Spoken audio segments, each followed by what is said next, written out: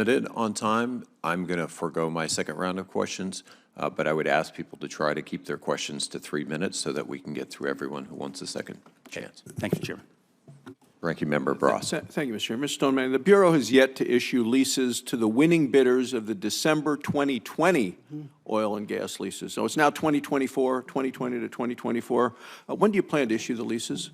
Senator, thank you for that question. We are still working our way through multiple court decisions. When we issue them, we want them to be durable and stick. Because, you know, the law requires you issue the leases within 60 days, and it's now been over 3.5 years. So when do you plan, give me a date, when you plan to issue these leases that by law should have been released? Senator, I don't have a date for you at this time. Okay.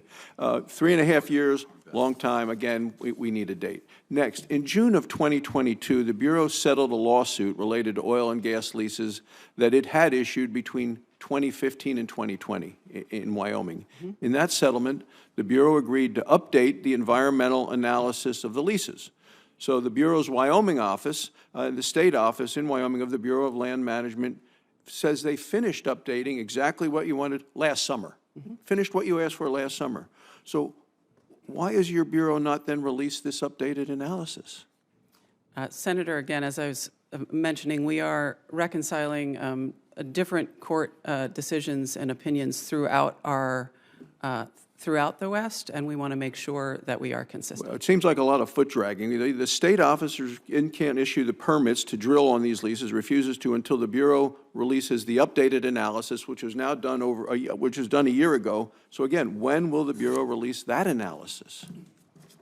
I'm sorry, which analysis? The one that was done a year ago by the Bureau, Wyoming's Bureau of Land Management, based on the 2022 settlement. Yeah, again, Senator, I don't have a date for you. Yeah, well, we need a date. And you can see how every member of this side says this is a deliberate sabotage of American energy by an administration with this approach, which is a pipe dream about their view of when we can get to a carbon-free America. And as our hearing showed last week, Mr. Chairman, China's beaten us to this because they're putting all the energy into AI, and that puts us at a competitive world disadvantage. Final question, so we're trying to keep this under 3 minutes. So last weekend, I was at the Wyoming Stock Growers Summer Convention in Douglas. A number of folks expressed concern about the process by which your Bureau considers public comments. Does the Bureau require individuals who submit public comments to identify who they are and where they are from? Senator, I believe that is the case.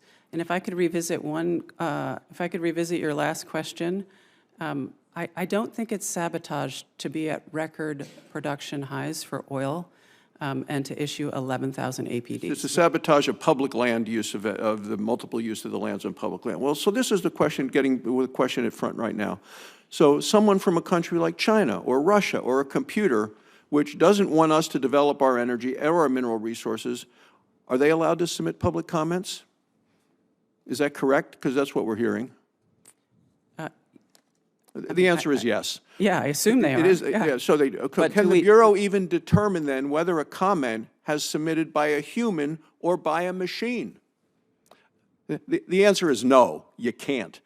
In light of all this, shouldn't the Bureau give the most weight to comments from the people and the communities who actually live, as my friend and colleague just said of what's happening in Idaho and what's happening, who actually live and most affected by the proposals? You might have suggested that your colleague has bots putting in comments. I don't think that's true.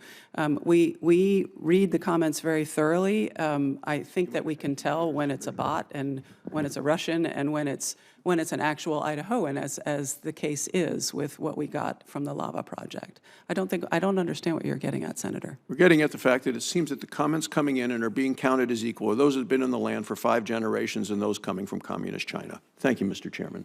Senator Murkowski. Mr. Chairman.